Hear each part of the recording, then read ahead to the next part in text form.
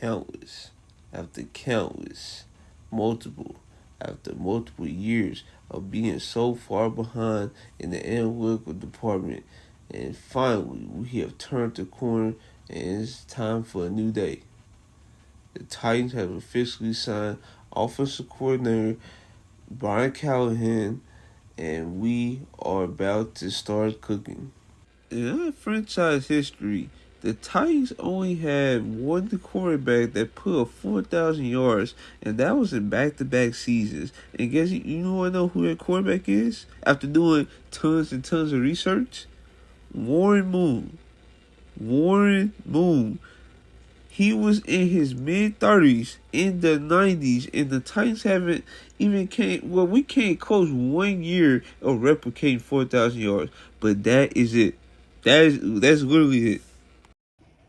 All right, bro. Let's go ahead and get into it, though. I feel like this was the perfect time to try to put out this video after the new hire with Brian Callahan. Then we have our franchise QB and Will Levis. Then we have our running back of Tajay Spears for the future. Now, there's a couple things that's very in flux right now. For example, wide receiver. That's the biggest thing that's in flux right now because Traylon Burks, he hasn't played enough games this year. Hopefully next year he can turn the corner and actually develop in this new offense. DeAndre Hopkins, he's getting up there in age, so I don't think they're going to try to look to build around him. Now, if they try, do some cutting, try to cut him and let him find another destination or something like that, I don't know if that's an option, but you can get a little crazy with that to add to the money. There's a couple other additions they should make. Also, the cornerback room. We have no number one corner right now. Now, Sean Murphy-Bunting, I feel like he's a very solid number two. But if you count him to be number one, that's where his penalties are starting to become detrimental to the team.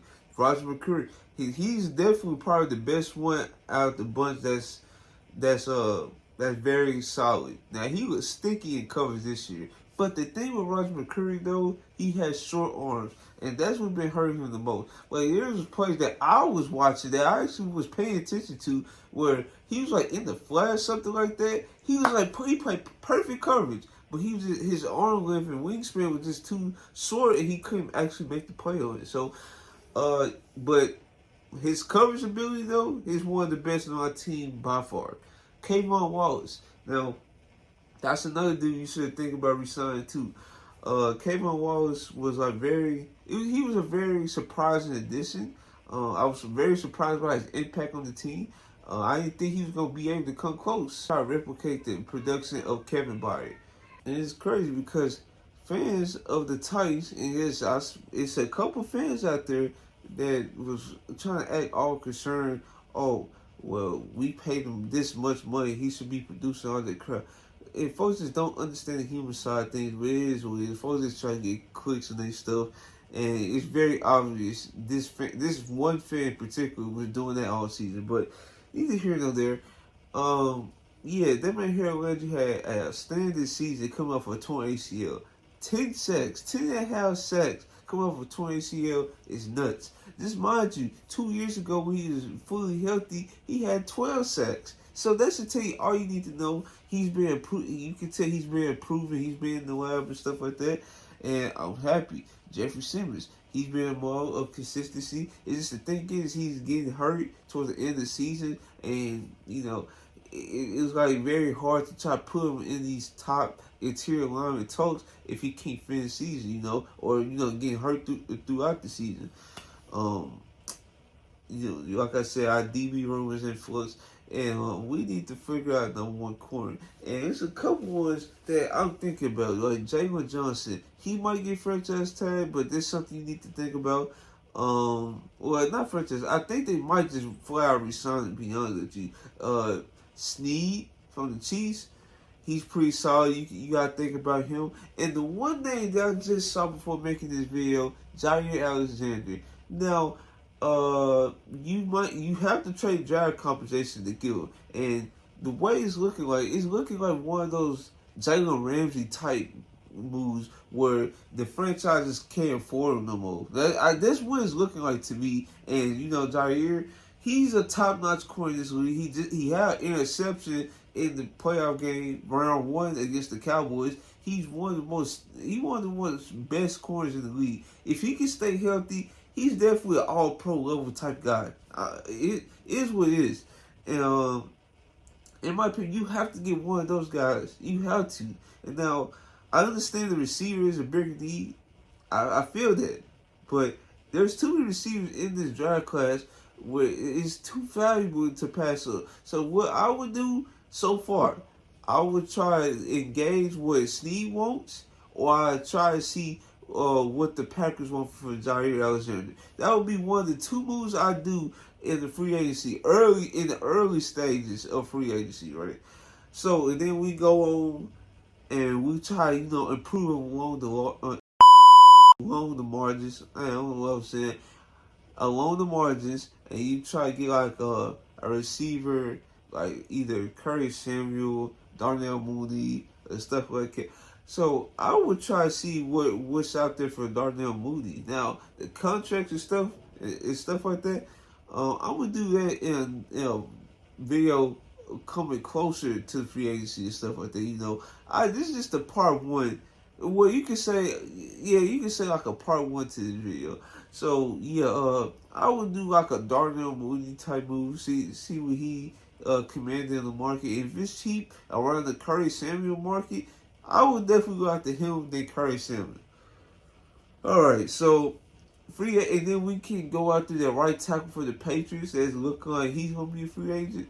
You go after him and don't think twice about it. You put Dylan Reyes or I think it's Dylan Reyes, and you put him either guard spot, to be honest with you. But I know Pierce Skoronsky is definitely gonna be a left guard, so yeah, he's definitely gonna be a right guard. And then we have to improve the center. Like Aaron Brewer, he's okay, but he's just not a pass protector, dog. He's just not. He's just too small. And then when you're too small, you have to have a great anchor, and he just don't have a good anchor. So it is what it is, man. And if Dylan Reyes, if he don't work out at right guard, so maybe Aaron Brewer can slide in at that right guard spot. But I just think he's no longer a center, dog. He just cannot be a center in this league. Let's see. Well, now they said go out the center. I would rather go out the center in the draft. Now, to be honest with you, the one thing I would do would try to get like a running back to help supplement Tajay's experience, and that I would go with Deontay Foreman from the Bears. Now, he used to play for the Titans. He gave us good production while he was here, but to be honest, we definitely need someone to back up Tajay's experience that has some experience. As of right now, Julian Chestnut, I believe, is still on the roster.